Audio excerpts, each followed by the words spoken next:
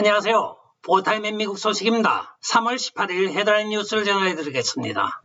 보타임에 조 바이든이 끝내 러시아 대통령인 푸틴을 향하여 전범이라는 표현을 하였습니다. 이에 발끈한 러시아 측에서는 크레물린 궁의 대변인인 페스코프를 통하여 미국은 히로시마, 나카사키 그리고 드레스덴과 도쿄 같은 데 화염병을 떨구고 원자폭탄을 투하한 나라로서 다른 나라 사람을 비판할 도덕적인 근거가 없다고 반박을 하고 있습니다. 다음 소식입니다. 지금 미국 의회에서 우크라이나로 16억 달러에 해당하는 돈을 보내겠다고 발표를 하고 있습니다. 그러나 과연 이 돈이 우크라이나 현지에 도달할 때까지 얼마가 남아있을지 의문이기도 합니다. 몇 번 보도에 들었던 바와 같이 브리스마 홀딩스를 통하여 헌터 바이든까지 숟가락을 얹고 있는 것으로 나타났기 때문입니다. 우크라이나에 있는 프로셴코 전 대통령 시기에 존 케리, 낸시 펠로시, 조 바이든, 헌터 바이든, 조지 소로스 등 많은 미국의 딥스테이트 멤버들이 여기 돈에 손을 댄 것으로 일전에 보고해 드렸습니다. 포르셴코 대통령이 발표하기를 약 18억 달러가 중앙은행에서 없어졌다고 하는데 그 돈들이 어디로 갔는지는 아무도 모릅니다. 영국령 버진 아일랜드에 여객 회사를 설립하여 돈을 다 빼돌린 것으로 나타나고 있습니다.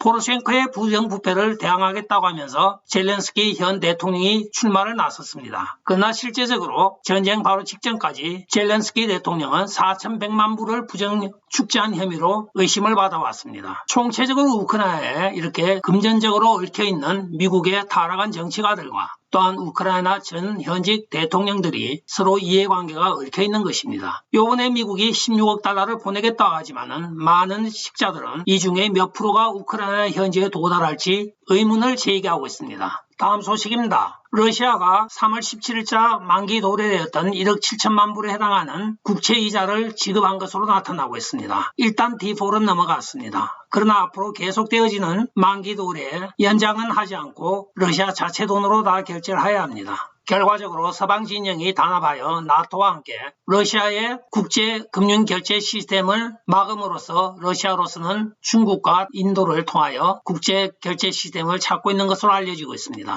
다음 소식입니다. 제이크 설리반 NSA 수장이 러시아 니콜라이 파트루세프 러시아 국방부 장관이 우크라이나 사태에 대하여 논의한 것으로 백악관이 오늘 발표를 하고 있습니다. 이는 러시아의 우크라이나 침공 이후 처음 미러 간의 고위층 대담으로 미국은 러시아에게 우크라이나 도시와 마을에 대한 공격을 즉시 멈추라고 촉구하였으며 푸틴과 그의 과도정치 동료들에 대하여 경제 제재를 계속할 것이며 또한 우크라이나의 자체 방위에 대해서도 지속적인 지원을 할 것이라고 이야기했다고 발표를 하였습니다. 그러나 러시아 측에 나온 발표에 대해서는 일절 함구를 하고 있습니다. 러시아 측에서 어떤 발표를 하였는지는 백악관에서 논평이 없습니다. 다음 소식입니다. 뉴욕 포스트가 1년 반 전에 헌터 바이든 랩탑을 폭로하였습니다. 그러나 많은 메인스트림 미디어가 그것은 가짜 정보라고 하면서 묵살을 하였습니다. 지난 화요일 저녁 뉴욕 타임즈가 헌터 바이든의 노트북이 진짜임을 확인을 하였습니다. 그 보도가 나가자 백악관 기자회견장에서 많은 기자들이 헌터 바이든 랩탑에 대해서 백악관은 어떤 입장입니까 하니까 젠 사키가 그 답변을 계속 회피하고 있습니다. 마침내 젠 사키의 답변은 저는 미국 정부를 위하여 일하는 백악관 직원입니다. 헌터 바이든은 백악관 직원이 아닙니다 하고 그 답변을 회피하고 있습니다. 수차례 보도하여 드렸던 바와 같이 헌터 바이든의 그 랩탑은 도널드 트럼프 대통령 2020년 대선 바로 직전에 터져나왔던 것입니다. DOJ와 또는 메인스트림 미디어가 가짜로 치부하여 오늘날까지 그 사실을 숨겨왔던 것입니다. 그런데 갑자기 뉴욕타임즈가 이 사건을 회자를 하면서 그 랩탑이 진품이라고 확인을 해주는 그 뒷배경이 궁금하기만 합니다. 다음 소식입니다. 플로리다에 있는 디즈니 월드의 직원 14명이 인신매매 조직범에 연루가 된 것으로 오늘 올랜도 경찰서에서 발표를 하고 있습니다. 플로리다의 특수작전에 의하여 인신매매 조직범을 일방타진을 하였습니다. 근데 놀랍게도 그 중에 14명은 디즈니 월드에서 일을 하고 있는 직원이었던 것입니다. 다음 소식입니다. 이번 러시아와 우크라이나 전쟁사에 그동안 비밀 병기로 여겨져 왔던 많은 신무기들이 발견이 되고 있습니다. 화면에 보시는 이 신병기는 바로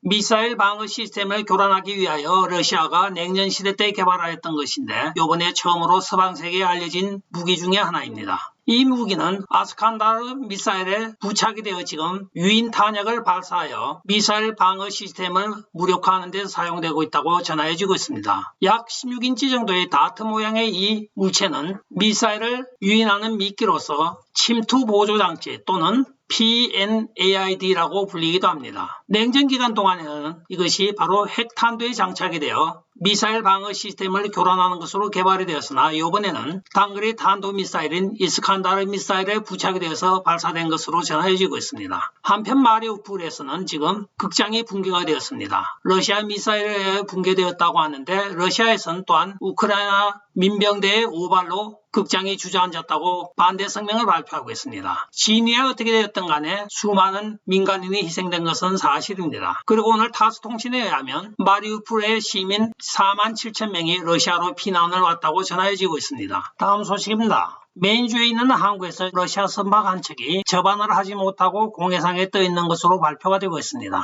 카나다에서 카나다 항구에 접안을 하려고 하였다가 카나다 정부가 거절을 하였습니다. 그래야 이 배는 국경을 넘어 미국 영내로 들어와 메인 항구에 접안을 하기를 시도하였으나 항만관리청은 여러 가지 이유를 들어서 이 배의 접안을 금지하고 있습니다. 따라서 이 배는 지금 공해상에 머물면서 미국에서 이 배의 접안을 허용해 주기를 기다리고 있다고 전해지고 있습니다. 경제제재는 물류를 하역하지 못하는 것에 그치하지 배 자체가 접안하는 것을 금할 수는 없게 되어 있습니다. 그것은 항행의 자유법과 또한 해상재난구조법에 의하여 이 배의 접안을 거절할 수는 없게 되어 있습니다. 다음 소식입니다. 오늘 라스무센 여론조사 발표에 따르면 미국 시민 중 오직 30%만 우크라이나 난민을 5만 명 이상 받아야 된다고 답변을 하였다고 합니다. 70% 가까이는 우크라이나 난민이 5만 명 이상 미국에 들어오는 것은 반대한다고 나타나고 있습니다. 끝까지 시청해 주셔서 감사합니다. 좋아요, 구독, 알림 그리고 공유 부탁드리고 댓글 많이 부탁드리겠습니다. 안녕히 계십시오. 바이.